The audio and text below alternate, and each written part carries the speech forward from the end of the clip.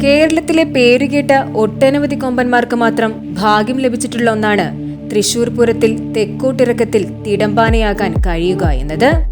ഇത്തവണ ആ ഭാഗ്യം തേടിയെത്തിയിരിക്കുന്നത് തിരുവിതാംകൂർ ദേവസ്വം ബോർഡിന്റെ കൊമ്പനായ തൃക്കടവൂർ ശിവരാജുവിനാണ്. കഴിഞ്ഞ വർഷങ്ങളിൽ തിടമ്പെടുത്തിരുന്ന ഗുരുവായൂർ നന്ദൻ പാദരോഗം ബാധിച്ചതിനെ തുടർന്ന് ചികിത്സയിലാണ്. അതിനാലാണ് ഇത്തവണ തെക്കോട്ടിറക്കത്തിൽ പാറമേക്കാവ് വിഭാഗത്തിനു വേണ്ടി തിടമ്പെടുക്കുവാൻ തൃക്കടവൂർ ശിവരാജു എത്തുന്നത്. എന്നാൽ ശിവരാജുവിനെ പരിശോധിക്കുന്ന വിദഗ്ധ ഡോക്ടർമാരുടെ 3-അംഗ സമിതിയുടെ റിപ്പോർട്ടിന് അനുസരിച്ചായിരിക്കും ശിവരാജു തൃശൂർ പൂരത്തിൽ പങ്കെടുക്കുന്നത്.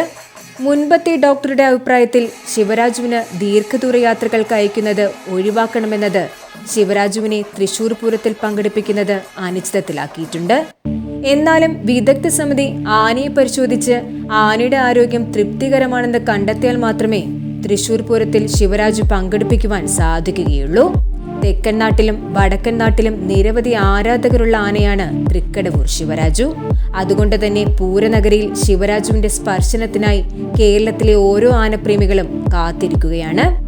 വർഷങ്ങൾക്ക് മുൻപ് കോന്നി ആനക്കൂട്ടിൽ നിന്നുമാണ് ചെറിയ കുട്ടിയായിരിക്കുമ്പോൾ ശിവരാജുവിനെ തൃക്കടവൂർ ദേവസ്വം അവരുടെ ക്ഷേത്രത്തിലേക്ക് നടക്കിരുത്തുന്നത്.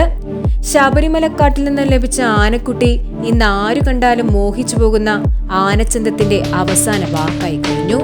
ഓരോ ഉത്സവ സീസണിലും ശിവരാജുവിനെ സ്വന്തമാക്കാനായി ലക്ഷങ്ങളാണ് ക്ഷേത്രോത്സവ കമ്മിറ്റിക്കാർ കൊടുക്കുന്നത്.